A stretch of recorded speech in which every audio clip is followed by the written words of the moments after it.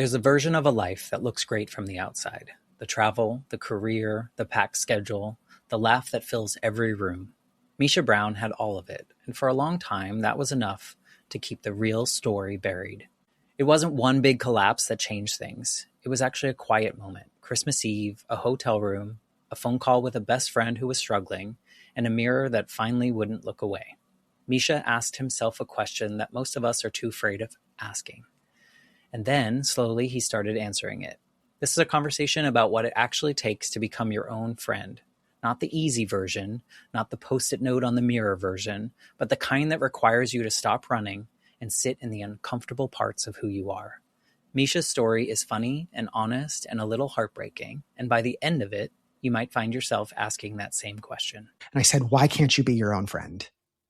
Why are you so good at prescribing and giving out all of this advice and your sounding board? You do this so easily for other people. Why can't you do that for yourself?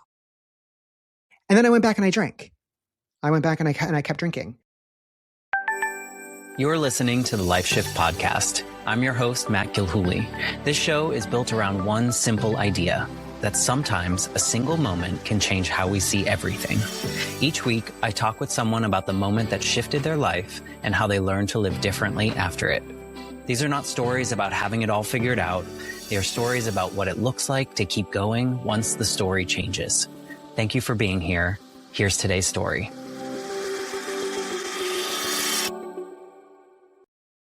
Hello, my friends. Welcome to the Life Shift Podcast. I am here with Misha. Hello, Misha. Hi. Is that how you say your name? I didn't even ask. Yeah. Okay, cool. Well, a lot of people listening probably know who you are because you're a large personality, I would say, on the internet. Some might say too much. Just enough. Just enough. There we go. I think to that point, I think so many of us, I'm 45 now. So in my growing up, we were taught to live in these boxes. Mm-hmm. Like we couldn't share all of ourselves. For me, having a dead mom, like that was so much of my personality internally, but I had to show everyone that I was perfect and I was going to be this and that and not these things. Yeah. That it's nice now at this age to be like, if you don't like what I have to say or share, then you're not for me. Like we can exit. I relate to that a lot. I know we're going to talk about it, but very much of before I really kind of took control of my life, outwardly, everything was really pretty and shiny and sparkly. Like my life was, fully together, but it was actually quite lonely because I was silently struggling because I was projecting, happiness and confidence and success. So I totally get that. Yeah. And it's so exhausting wearing those masks for so long. Yeah. Well, thank you for wanting to be a part of the Life Shift Podcast. This has been this most incredible journey of talking to strangers across the planet about deeply personal things that I think I was afraid to ask questions about when I was growing up because it was like, that's too personal. We can't ask these questions. But what I'm finding, as much as these conversations go about experiences that are wildly different, like totally different. No one has the same story, but there's so much similarity in the way that we feel in these moments and how we process things and the things that we assume shame that we shouldn't be assuming shame, that it's been a really eye-opening journey and gone below the surface of, storytelling is powerful or we have so much in common. Like we do. And it's very weird to understand that at 45, like, oh, okay. Yeah, it took me a long time as well. I mean, I always tell people ask me, what do you do for a living? And I say that I'm a collector of stories. And I'm the same. If there's somebody sat next to me that I don't know in public, I strike up a conversation. I'm a talker and I love listening to people. And I feel like I've learned so much more by just sitting down and having a conversation with an absolute person that I would have never met if I hadn't just been a big mouth. Yeah. So it's really fun. I'm the friend that gets yelled at for talking to the Uber drivers. Yeah. My rating's going to go down. No, I do nice things. I say nice things. I know. Anyways, thank you for being here. Before we get into your story, whatever pivot we talk about today, can you tell us who you are in 2026? How do you show up in the world? You're a collector of stories, but how do you identify these days?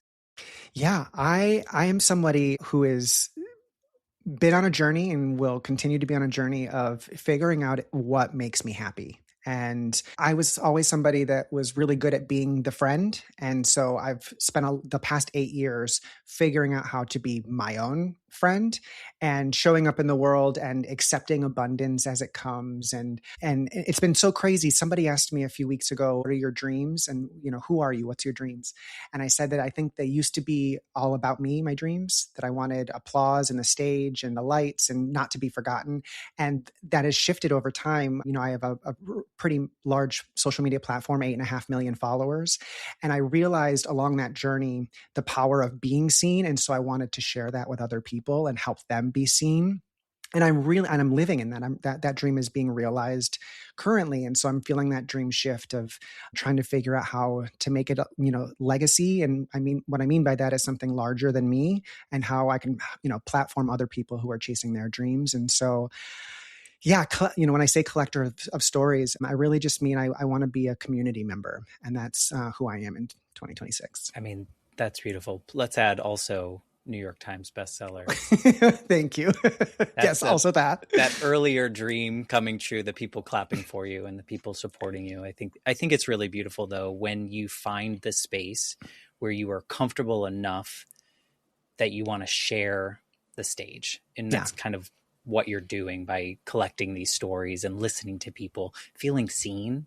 I'm sure there were moments in your life where you didn't feel seen. Absolutely. Or you didn't feel validated in the way that you felt. And it's just, there's so much said to that you don't understand until it happens.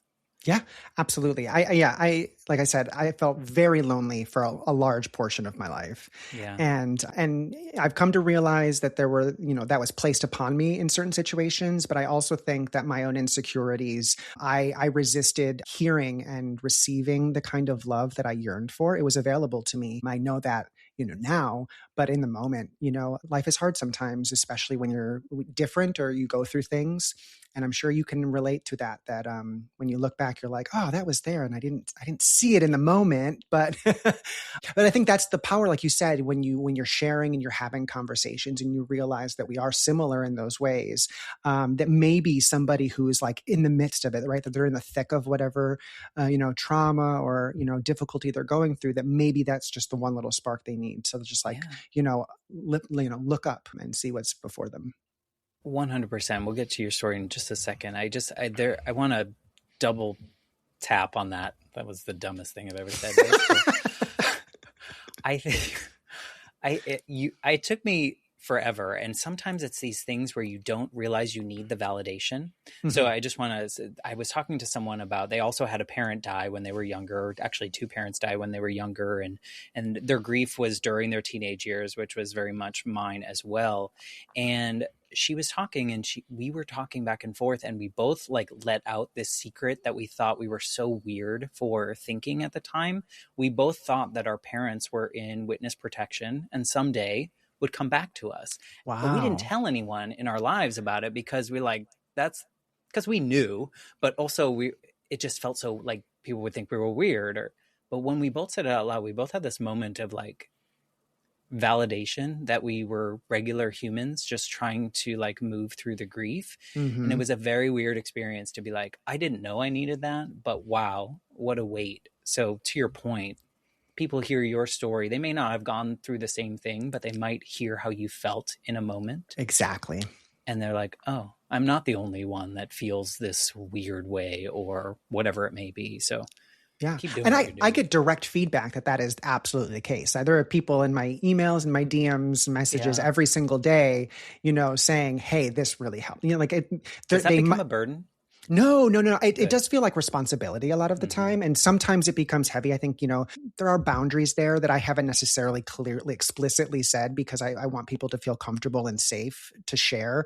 But there is a level of like, trauma dumping sometimes. And, one time there was very graphic images that were sent in an email that, but overall, like I said, I just kind of want it to be a safe space for people to, like you said, it's almost just like giving permission to be human, permission to feel a little bit weird and say, okay, well, I'm a little weird, but I'm not broken. Well, and the sad thing is we've had that permission all along. Right. It's just, Yeah, I don't have to give it to you. You have to give it to yourself. But I wish we knew that. That's the other thing. I know. I wish so too. That's the thing I always say too, is people give me too much credit and saying, you changed me, you did this for me, you saved me. And it's like, nah, I don't think so. I think you need to remember that I could have been the inspiration, that spark of, lucidity for you. But ultimately you did the work. You made the change and you've been processing and growing. So, but you showed that it was okay. And I think that's beautiful. Yeah. Yeah. I'll accept that. Take that. All right. So I know you have many pivotal moments, but could you give us an idea, maybe paint the picture of who Misha was before this main life shift moment that you feel is really pivotal in your life to create this version of you?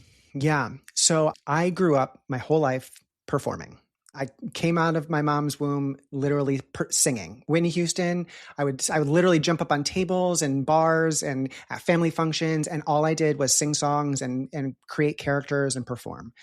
And that was literally my entire life, all the way through school, like college. I went to school for musical theater, moved to New York City, and there's something really dangerous about being special when you're young, because I'm from a really, really tiny little town. We got one stoplight in our town. Graduated high school with 66 people.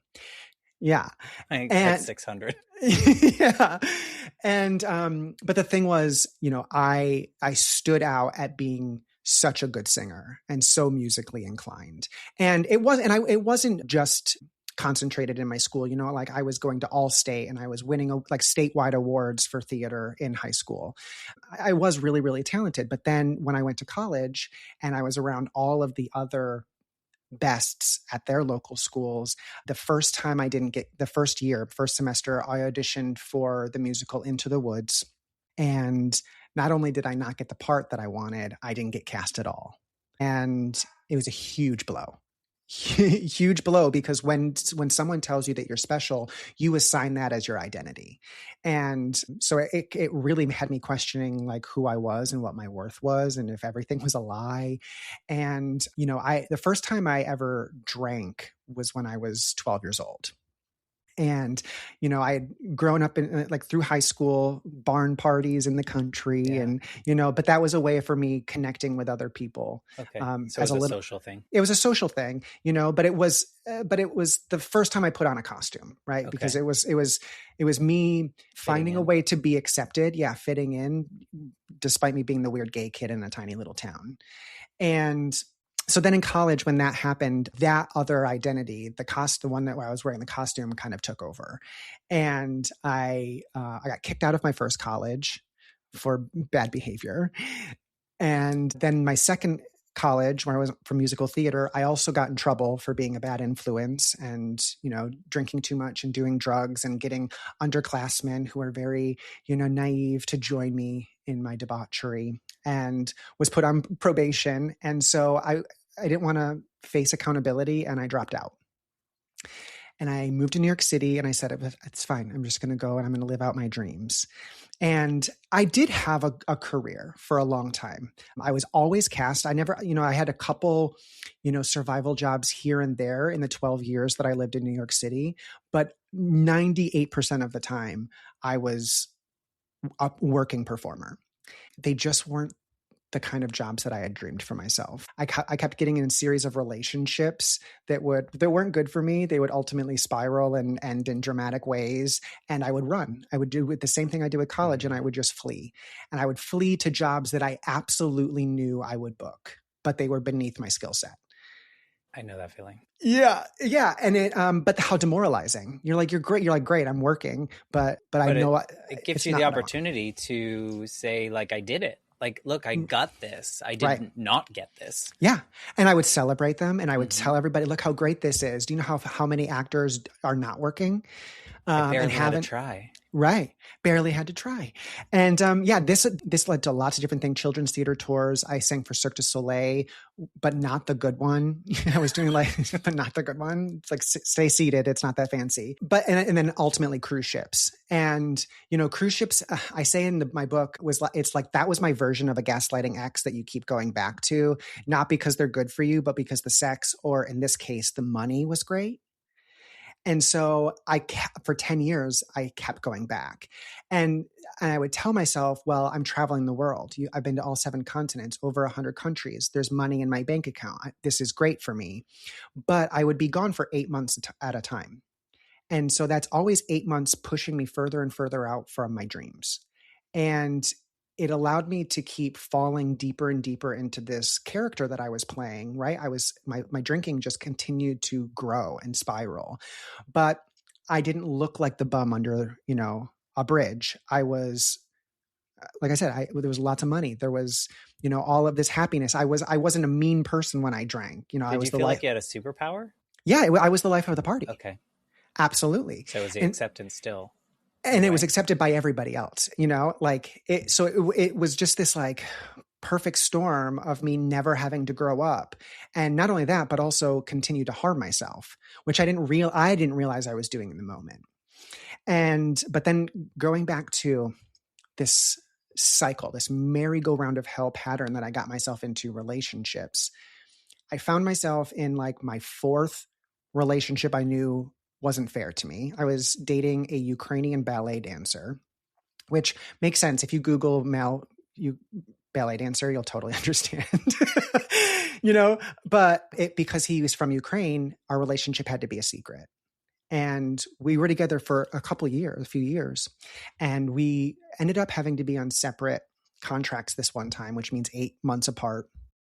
And the whole time we're, messaging and FaceTiming and promising that we were waiting for each other. And we had a contract lined up for after that.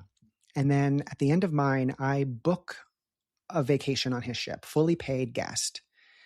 And when I get there, he asks me if I can look up flights from Barcelona to Kiev. And I was so confused because the ships take care of travel. So why do you need that? Turns out he did not want the other crew members and his castmates to be suspicious as to why he would be sleeping in my guest cabin. So he invited his mother and his sister on the very same cruise. They would sail for free if they stayed in his room, which gave him the perfect excuse. He's a golden boy son, and that's why he was staying in his crazy American friend's cabin. Obviously, I was so angry. You haven't seen each other for 8 months. Your very homophobic mother is here, which will have to keep her engaged, but also the fact that nobody knows about me. And like the very first thing that happened when we got on the ship was this like bubbly, bouncy, bleach blonde haired girl, a dancer in the cast, comes running up so excited. She's like, "Zhenya, the day is finally here. Are you so happy? Your mom is here." And then she looks at me and she's like, "Who are you?" So I turned away from her, didn't say a single word to her, and walked to the nearest bar and got the all-you-can-drink package. And I spent the next 12 days just double fisting vodka sodas. I fell down the stairs at one point. I was so drunk, I sprained my ankle. And there was a C day that Zhenya said that he had a rehearsal for one of the shows. So I was like, I'll take this opportunity. I'll go to the gym. Go up to the gym. And when I walk in, there he is being spotted on the bench press by a very attractive male British dancer. And I saw the signs. As the OG secret boyfriend, I knew exactly what was going on. And I didn't confront him. And I didn't break up with him. I drowned myself in alcohol, not just for the rest of that trip, but I had a Cirque du Soleil contract before we were getting ready to work together again. And it was an absolute disaster. I was drinking during shows. I was waking up and spitting blood. I was so dehydrated.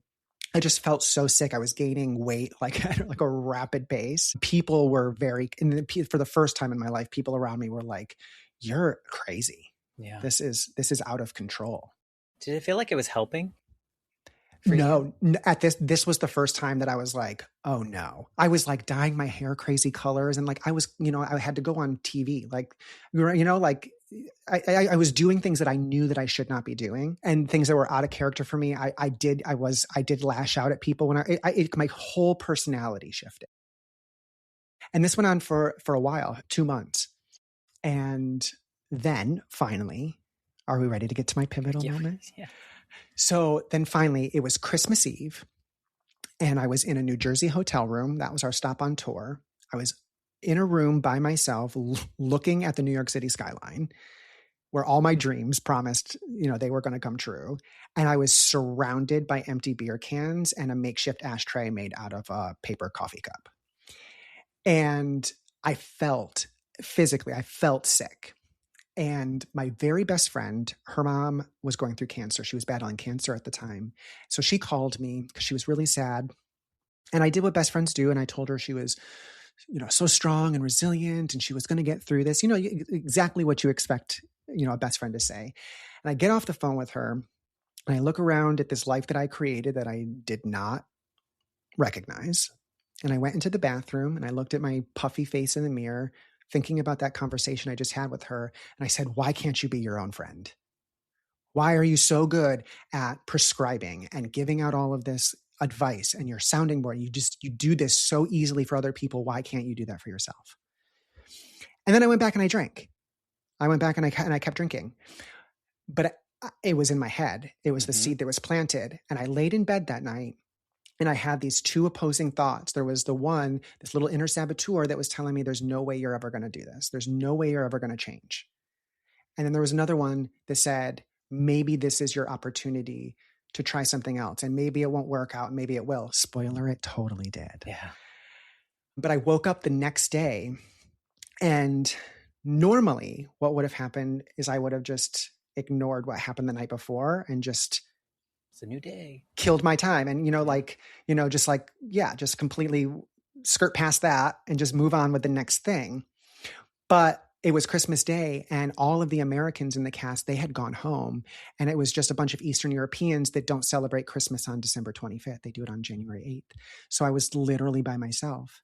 And so that was just the perfect moment. And I opened up Facebook. I was not an influencer. I never any plans of doing that. It was just my friends and family. And I wrote a really long post being vulnerable and saying, I'm an alcoholic.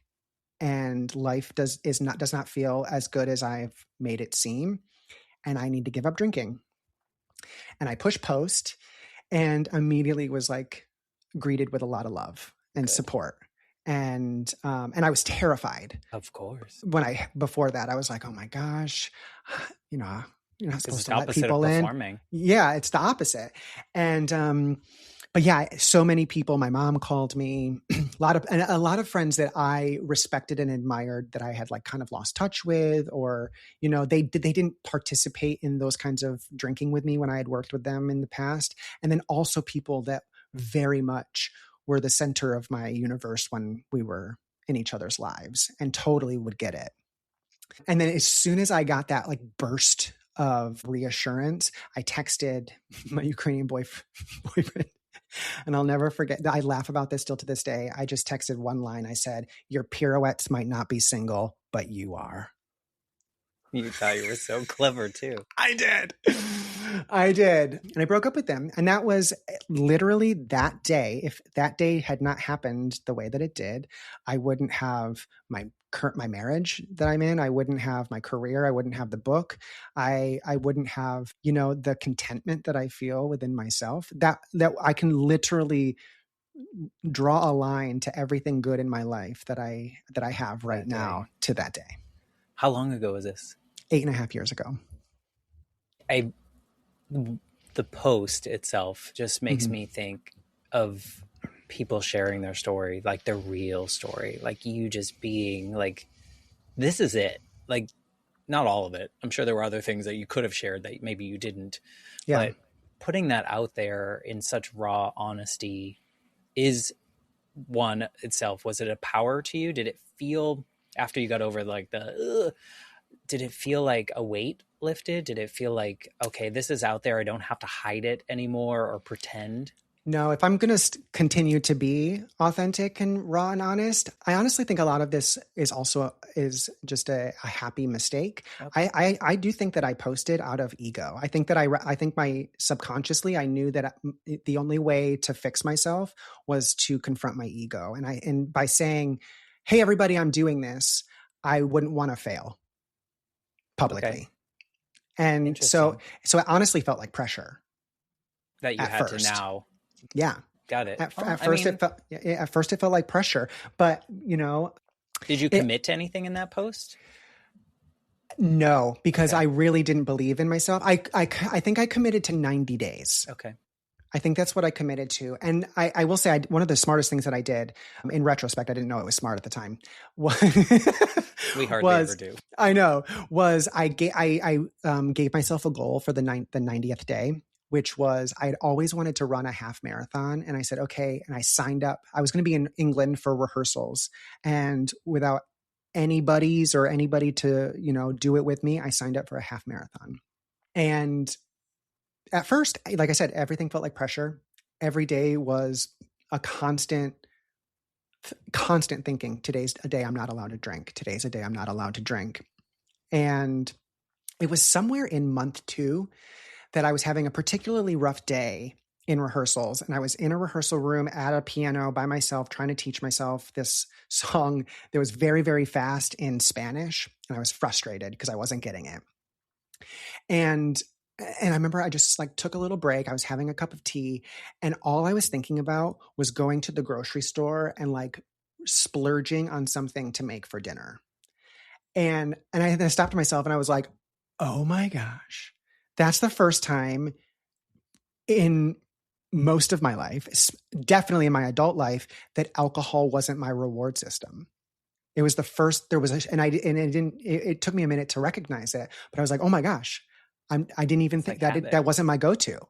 I'm thinking about something much better. And that was the moment when a lot of it shifted from that pressure to, I'm doing this for me. Yeah. Was that also a moment, or when was the moment where you looked down and you were like, oh, I am being a friend to myself. I am taking care of myself. I am enjoying life without wearing that mask or feeling that pressure to fit in? Yeah. Well, I think that came a while later, I think. Okay. So I'm a planner. And so my book is around something that I made for myself that day, that Christmas day in the New Jersey hotel room. That's awesome. I literally mapped out my sobriety and my self-love journey. No pressure. Yeah. But so, at least you got something to follow. Exactly. And I got a book out of it, but I never anticipated ever sharing it with anybody. But when I was in those Cirque du Soleil rehearsals, me and the director did not get along. He hated me. And because I was a perfectionist and also scared of looking like I was wrong, that I would ask a lot of questions. And specifically, one day he would be like, you go stage right. And then the next day he would be like, okay, well, I told you guys to go stage left. And I would be like, no, you didn't. And he thought I was very combative. You're just being accurate. I was trying to be accurate, but really it was like, I don't want you to think that I'm messing up. Mm-hmm. And he would call me sassy. And it was not endearing. It was not a term of endearment. It was a slur. And so when I was sat there and I was trying to plan out my thing, I was like, I'm going to take something back. I'm going to regain power over something. And that was the most recent thing. So I was like, sassy. I am sassy. And so I created the acronym SAS, and I mapped out the first quarter of this year, I'm going to work on self-reflecting. And so for the first 3 months, I really just kind of tried to figure out why I was messed up and why I was unhappy. And I really sat in a lot of my negative emotions for the first time in my life. And it was so uncomfortable and not a lot of fun, which is exactly why it's called Self-Reflection is a Bitch. Because it is. So it really wasn't until Q2 that I really started affirmations. I love that you have Q2, Q3. Yeah. Yeah. So, but it really was this, when I really just kind of focused on affirmations, and I don't just mean Post-it notes on my mirror saying you can do it, but really just the date. It was like dating myself, because I also said I wasn't going to participate in any kind of relationship for a year, because I was a serial monogamist. And I needed to focus on myself. So I was really dating myself and just making sure that every day that I was doing something for me that had no relation to other people or expectations or responsibilities. And I learned along the way that really just kind of absorbed into the very fabric of who I am, that I deserved things, that I deserved goodness and to be nurtured and cared for, and mostly from myself, but also then from other people as well. But that's when I looked down and finally was like, wow, I'm doing it. I haven't, thought about Zhenya in a long time. I'm not angry over this anymore. I haven't been drinking. I'm doing all the good, and I really started feeling these moments. It wasn't all the time, right? Healing it's not a linear thing. You know that. It looks like Donald Trump's stock market. There's like highs and lows, peaks and valleys, right? But there were days, and there were increasing number of days that I actually felt proud of myself, which was a big change. Did any of that journey, I mean, I think that's beautiful, and I love that you're a planner.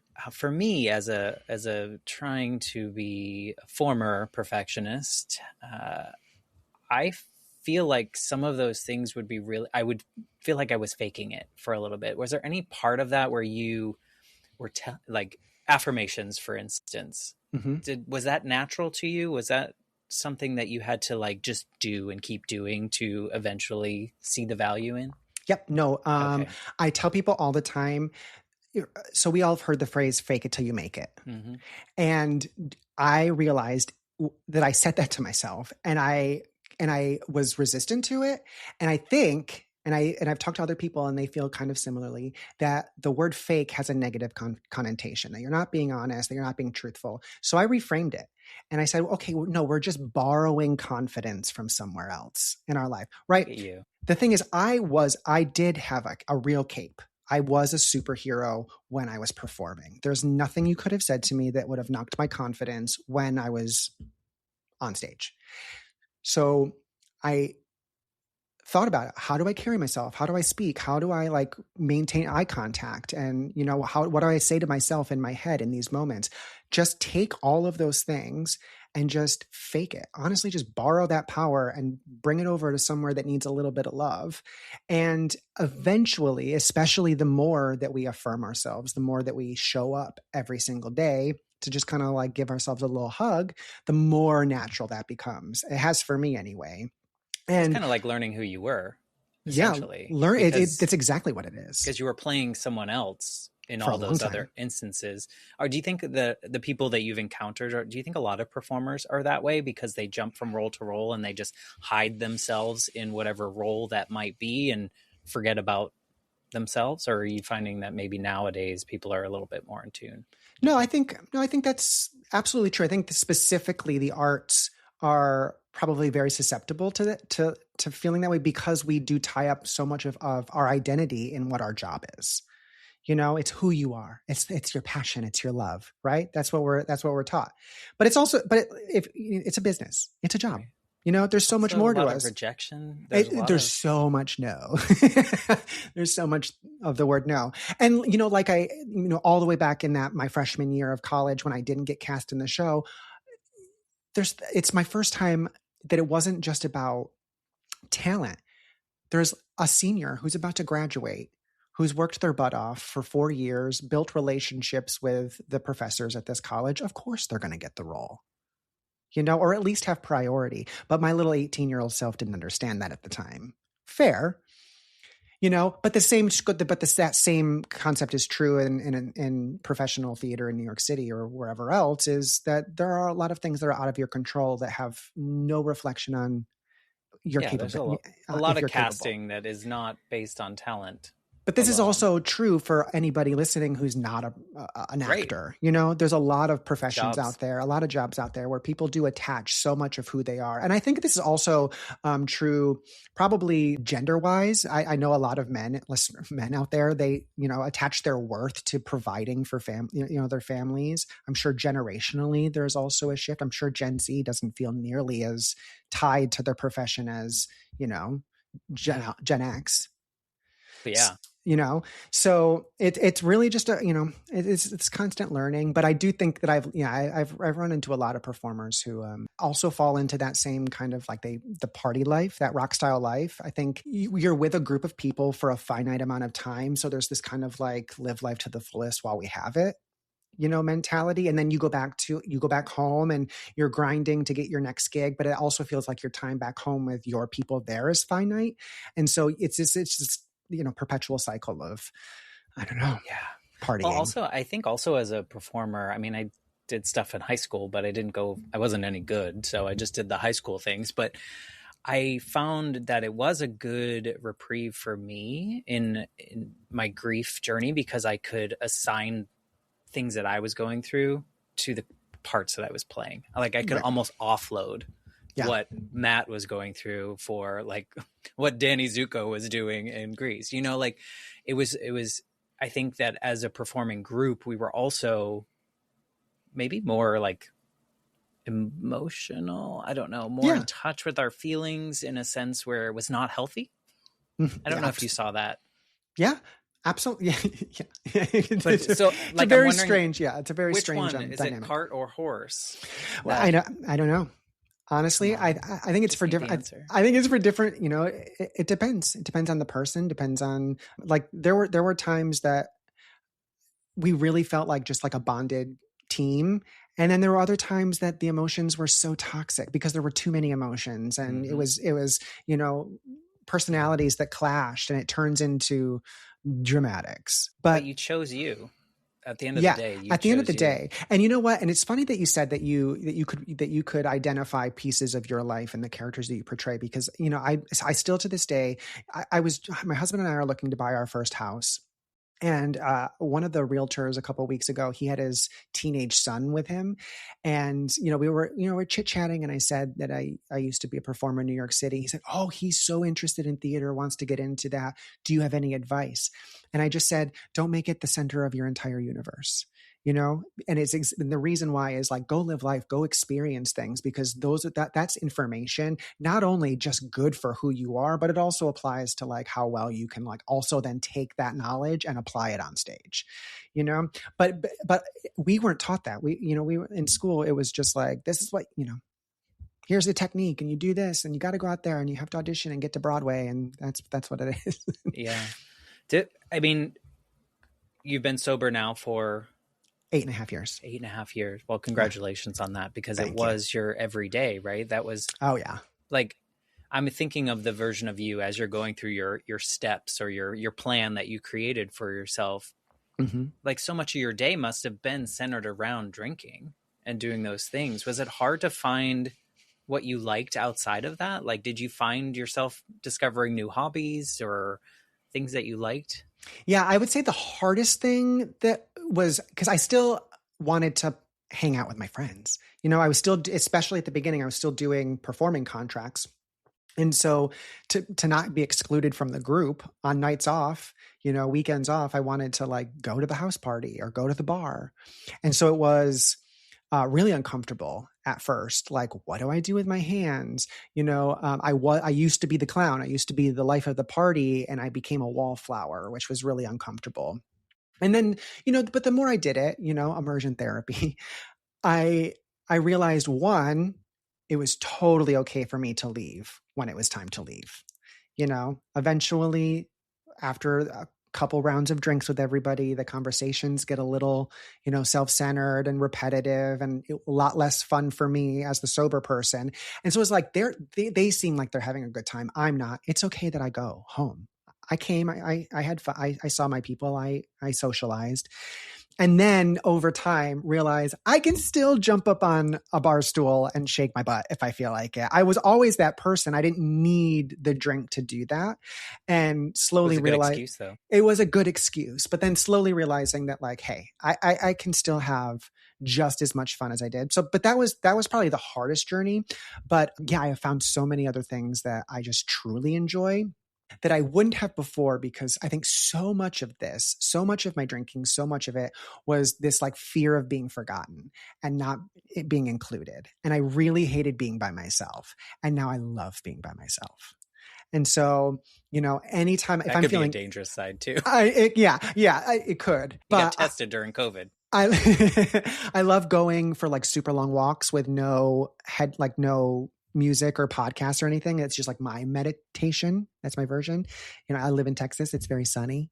So that's nice. You know, I am obsessed with my animals. I couldn't have them before because I was always away. You know, wouldn't have been fair. But now I have like my little pets, my husband, and, you know, I like decorating, and we like shopping for things for our house and trying new restaurants. And it's really like the things that bring me joy now are nesting, because I didn't do that even a little bit before. I didn't own a single thing for 12 years.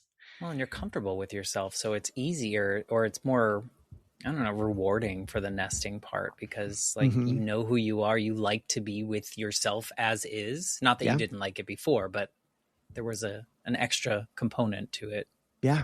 that you were And, doing. you know, and then, and now, and like, now there's just like different things I have to navigate, right? Like my life is on social media, and inherently that comes with meeting some pretty self-absorbed people, and, you know, meeting people that simply just want to use me, you know, to have proximity to numbers, and, you know, only want to get together to like post on Instagram about it. And so, you know, like also like getting comfortable with like, hey, I own my space online, and I can do whatever I want with it. And so I've been really good at just like saying no to events that just don't.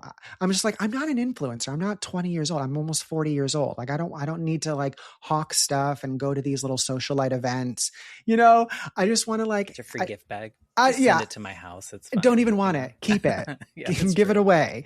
Fair. Too much stuff. But like really building my community of people that were like, no, we just really enjoy hanging Yeah. out. Like we're comfy, just like getting in our sweatpants and like sitting down and chatting, and it You not find who being your real about friends are. aesthetics. Yeah. Smaller circle, but more impactful. Yeah. Well, how did you, I mean, you have this journey, you're performing your whole life, and you realize, okay, well, maybe I should kind of omit some of this other stuff that's hiding the real version of me. You find yourself, how do you start, or where do you start in that journey sharing your realness besides that one post? Where do you like, and start building your community online? Like what was the impetus for that? Why was it necessary for you, or what brought you to that? So it was actually like most other millennials, it was COVID. Mm. It was performing was not an option. But then it was another like just accident. So right when COVID first happened and everyone thought it was just going to be a few weeks, there were auditions in New York, and they were starting to be held virtually. That was the first time ever, right? Right. And I was up for the lead role of a national tour. And have you ever seen the movie Tootsie? Mm-hmm. Yeah, the movie, not the show. Yeah, and then it's the musical version of the movie. Yeah. And so I was up for the role, like a straight guy wanting to get close to a woman, so he dresses as a woman. And so I was having to put an affect on my voice when he was pretending to be a woman, but then I was also putting an affect on my voice to come across as straight, which didn't work. But that was really damaging. But I still wasn't great at not being a perfectionist. And because it wasn't just walking in a room and singing one time through, I recorded those videos 3 billion times. And I severely damaged my voice, and I wasn't able to sing for over a year. Like there was actual physical pain. Couldn't make sounds. It was really terrifying. I thought the one thing that I loved the most in the world was forever gone to me. So I was mentally not in a great place, but stayed sober, was still doing all of my things to get through that. But it was really hard. And that happened in 2020. And then toward the end of 2020, I was bored, you know, with all this time that we had off. So I literally just got on TikTok for the fun of it, just to kill time. And then I was like, well, everybody's posting, so I'll try posting things. But I couldn't do what I would have done if I was fully fine and healthy. I would have probably just been singing, because that's what I always known. Right.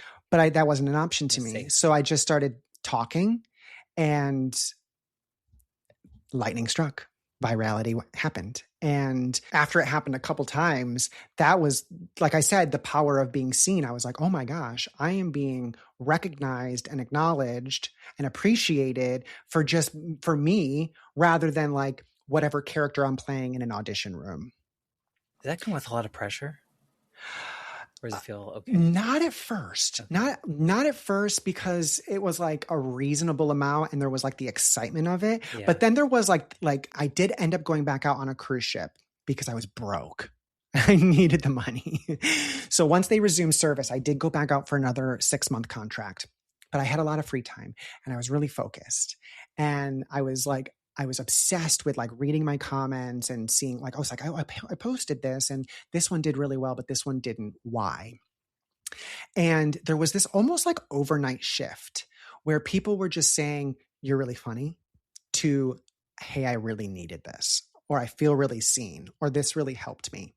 And that was the moment that I realized that, oh my gosh, I have a real opportunity here to make this something more than just like about me.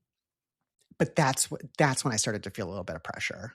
And that was, I probably had like 600,000 followers. But, when you think about 600,000 people in a room, that's wild. Yeah. And never would have performed to that many people at once in your career. No. And so, it did come with a little bit of pressure then. What is the pressure? Is it a pressure for you for the business side, like do something that gets even more views? Or was the pressure to make sure you were sticking to yourself and being yourself fully? Or was it pressure to impress other people? Well, it wasn't business because I didn't have a manager. I was being literally paid like $23 a month from TikTok, like there was no like that kind of incentive for me. A brand deal had never even crossed my mind. Like there was nothing about that. I didn't consider myself an influencer. I think the pressure, like I said, that's when people really started to be vulnerable with me. And that felt like responsibility because it takes a lot of guts to open up to someone, especially a stranger. And so I was just like, I can't take this for granted, and I can't, and at first it was overwhelming. And then I just had to set up my personal boundaries, and like I said, I haven't explicitly been like, hey, everybody, don't say this to me. But, I take my nights and my weekends off. And if there's something that's really overwhelming, I'm just like, unfortunately, that's not my responsibility. Yeah. I'm not a therapist, and so I don't want to give bad advice. I don't want to say the wrong thing that is like detrimental to somebody's mental well-being or physical health, So I think that's where the overwhelm comes from. And the pressure is just people trust me and they come to me for a lot of things in their life. And I just had to really be comfortable with saying, I don't know. Yeah. I got the same, growing up with a dead parent, you become the go-to when your friends lose people or like so-and-so's lost someone. Can you help them grieve? I'm like, no, I failed at it for like 20 plus years. I don't think you want my advice. Sure. But you become that like go-to and you do have to create the boundaries. Otherwise you're drowning in someone else's something that you want to help. Yeah. Like, it's not that you don't want to, but you can't. It's probably not legal. You probably shouldn't be giving advice to them, right?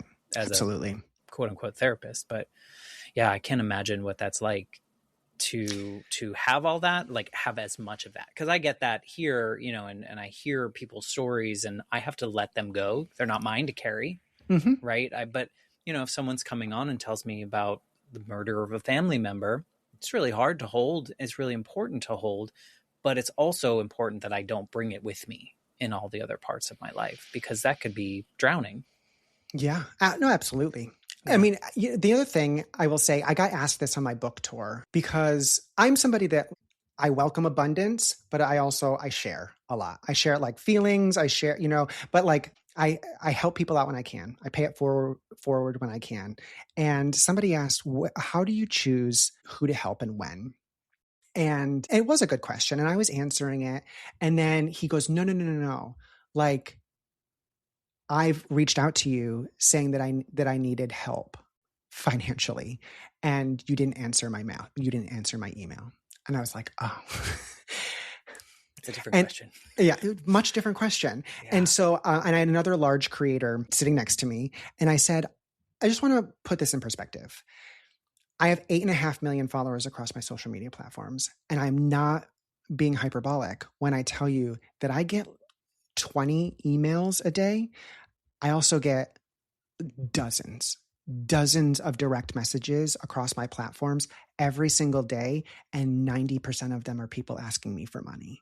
And asking me, and even if it's not directly asking me for money, it's asking to share their GoFundMe on my platform. And here's the thing. One, I don't have time to read all of that. I have a lot of things on my plate, there is a business pressure because I have a lot of people who work for me that need to get paid, that need to support their families. And they only get paid when I get paid. Right. So there is that pressure. So I have a lot on my plate and I don't have the time, but also I think that if you start responding to those and or giving into those things, all of a sudden the ones you don't give to, that becomes very loud as well. That's really challenging. I don't know how you do it. It's like you makes me think of Taylor Swift, and I'm like, I don't know how she and her bazillion people team like handles what's going on in her world. I can't. I mean, and for you, this is probably like unreal. Something that the 12-year-old version of you would maybe never have imagined. Well, it wasn't even a thing because we didn't have we didn't social media and anything like that. But, we did not. But to reach so many people by being you through what you're doing on social media, but now with your book, like what does that feel like in your heart? I will tell you, on my book tour, on social media, on my little phone, it becomes very normalized in a way. And I've spoken to a lot of my other creator friends. It's like, you see the numbers, you say, oh, this video got 4.3 million views in the last 2 days. Right. And but it comes normal. I've never taken it for granted. It's always impressive, but it's not like shocking. It's not, there's no like huge feelings attached to it anymore. And I've also never forgotten. And I always make sure to remind myself and clock it that when I'm looking through comments and I see people's names, that's a human who showed up, who decided to take a moment to comment. I always clock it if they're being nice anyway. Well, you probably clock it if they're not being nice too. No, they'll get clocked. Yes. They'll get clocked. But when I was on my book tour, I will never forget. I did my New York City show and that was really great. But then I went to Buffalo and that was like my hometown show. I'm not from Buffalo, but it was the closest one to my hometown. So my mom, my mother-in-law, best friends, teachers from high school surprised me. And I was like, it felt really great that people from my like real life came to support me. But we were doing the photo line and these people were like, we drove 10 hours from Northern Maine to be here. I was like, what? Why would you do that? And they're like, because you're not coming to Maine. And we just like, you've helped me so much. And your videos make me feel so good. I just needed to come and see you. And I was like, well, that's crazy. And then I went and then I went to Columbus and people were like, we drove up from Georgia.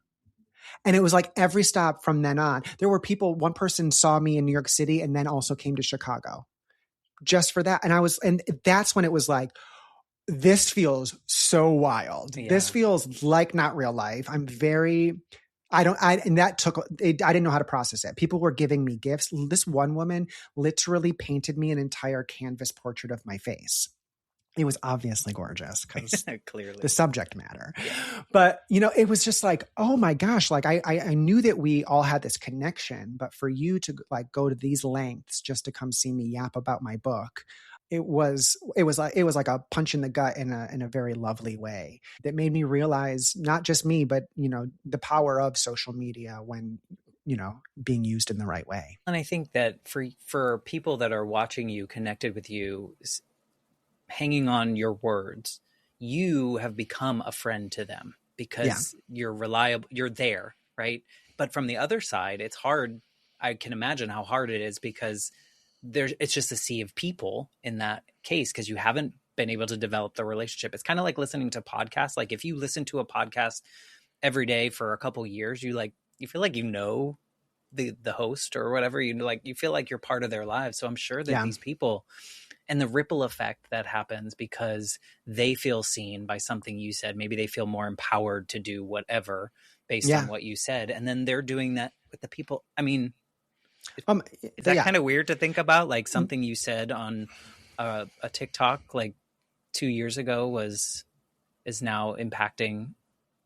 I've had some very, very viral videos about getting that direct feedback. There was a woman who, it was years ago. I was getting a manicure and this lady was like, are you who I think you are? And I was like, probably. And we had cause it happens a lot. And, we had a quick little conversation. It was, fairly benign. It was just like, I love your videos. Thank you so much. And I was like, yeah, it was great to meet you. And then when I went to leave and I went up to the register, they were like, oh, that lady who was in here, she paid for your manicure. And I was like, oh, that's so sweet. And she actually left a note with it. And in the note, she opened up and she said, I grew up in a really tiny town and I used to think that, being gay was a sin and against everything that, is holy and right. And, my grandson came out as gay and it's because of you that I've accepted him. And it went like everybody freaked out over that. And it was just like, oh my gosh, think of all of the pain that has been avoided in that family. I know. Simply because some lady thought I was silly. She heard me tell a joke. She heard me do a funny video. And so she kept watching. And then over time was just like, wow, this kid's a human. Pays his taxes just like me. So yeah, we get that all of the time. And now I just posted about this yesterday. Something that's really, really wild to me and new is I'm getting tagged in all of these videos and all of these posts from people who are sharing my book who didn't know who I was. Yeah. This is wild. It's a wild life you've created for yourself, all because you chose yourself. Yeah. Everybody should choose themselves. That's why I wrote the book. It's not focusing on yourself. It doesn't have to be this like 100% self-absorbed, screw everybody else thing that I think can, it potentially could be weaponized that way. It's really just about saying, hey, I also matter in this. Well, it's the whole cliche comment that everyone likes to say is like, put your oxygen mask on first. Mm-hmm. Like we show up as better humans if we take care of ourselves, which then impacts the people around us and however we do it.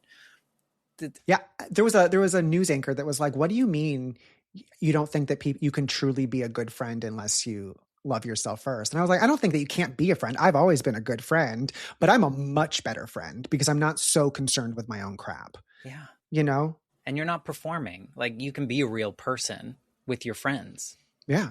Instead of like tiptoeing around all the things because you don't want them to like look into what you're doing for yourself. Or just, before it was like, you're sad, let's do shots.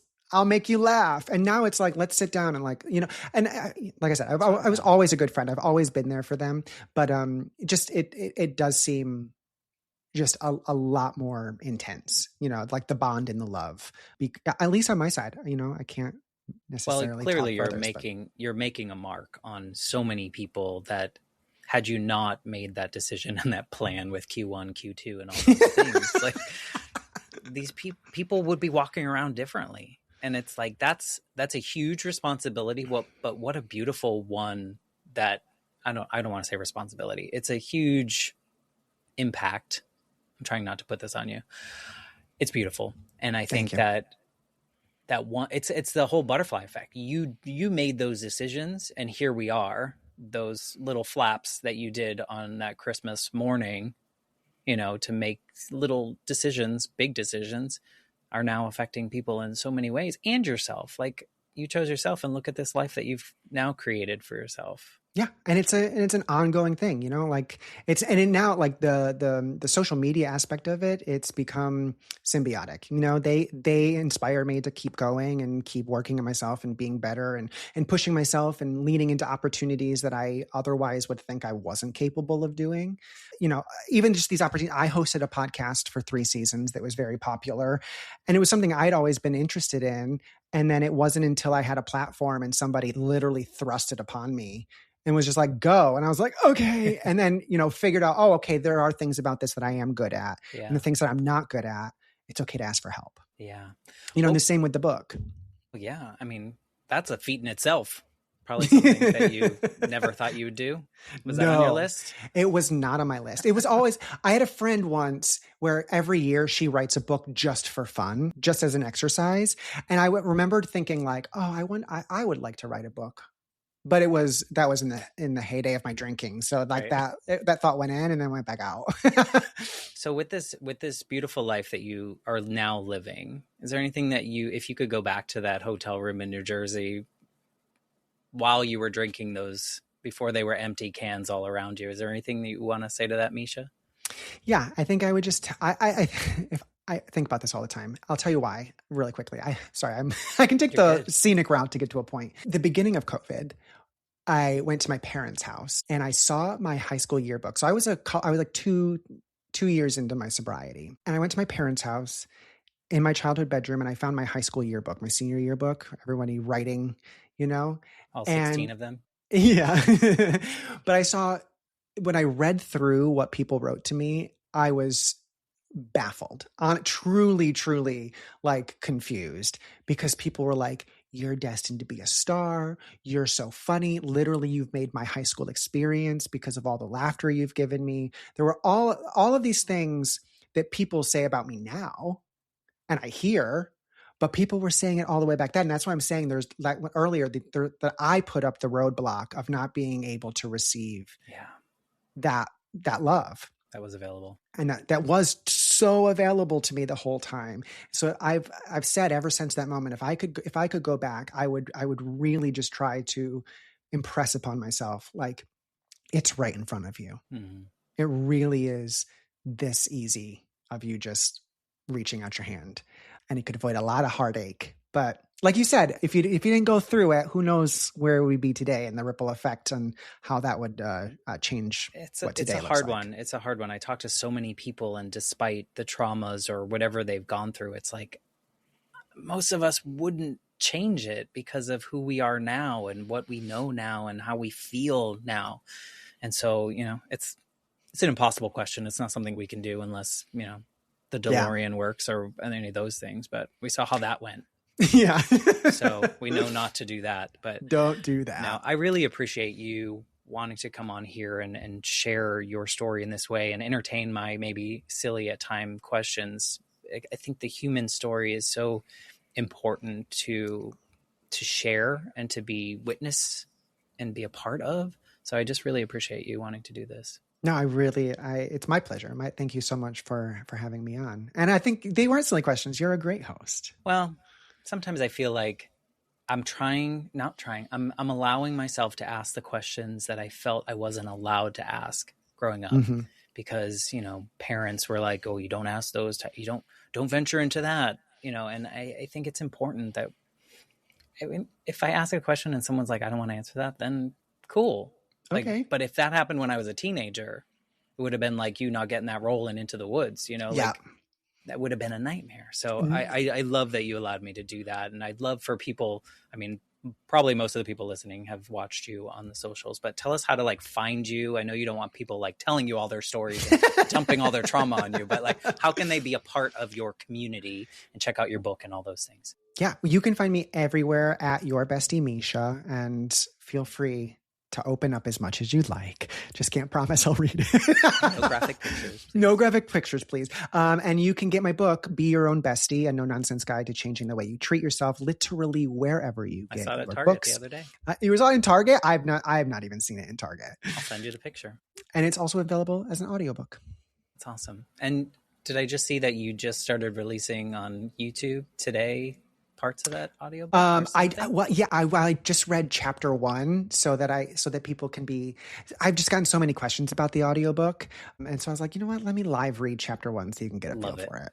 Well, again, thank you for being the human that you are and putting yourself into the world, and the people that need it find it. I think it's a beautiful thing that I wish we knew when we were 5, 6, 7, 8, 9, 10, all the way to 30 something. All the way to 30 something. So thank you for doing that and being an example that we can do that. We should be friends with ourselves first. It's so important and not talked about enough. So thank you. Absolutely. Oh, you're so kind. Thank you. It goes right back at you, man. Thank you very much. You're most welcome. And I say this every time too, and I should figure this out, but I've done 260 episodes now and I still don't know how to end it. So I'm just going to say goodbye, and I'll be back next week with a brand new episode. Thanks again, Misha. Thank you for listening to the Life Shift Podcast. If you want to learn more, go to www.thelifeshiftpodcast.com. There you can check out all the different episodes. You can check out the blog, some of the reviews for the podcast, and the Life Shift Journal. Links are there so you can purchase your own copy, whether in digital or print format. Thanks again.